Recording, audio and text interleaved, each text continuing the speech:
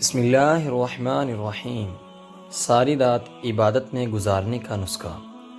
جو شخص چاہتا ہے کہ میری ساری رات عبادت میں گزرے، نبی کریم صلی اللہ علیہ وآلہ وسلم نے ارشاد فرمایا، جس نے جماعت سے عشاء کی نماز پڑھی گویا اس نے آدھی رات تک قیام کیا، مطلب اس نے آدھی رات تک عبادت کی، اور جس نے فجر کی نماز بھی جماعت سے پڑھی تو گویا اس نے ساری رات عبادت میں گزار دی۔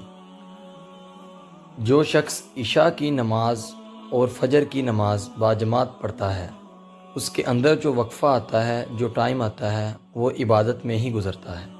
نمبر 2، ایک نماز سے 1,00,000 نمازوں کا ثواب۔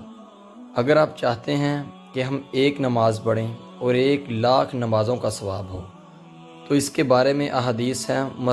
مسجد الحرام میں ایک نماز پڑھنا کسی دوسری مسجد میں 1,00,000 نمازوں سے زیادہ افضل ہے۔ اللہ تعالی ہم سب کو اپنے حفظ و ایمان میں رکھے، آمین ثم آمین۔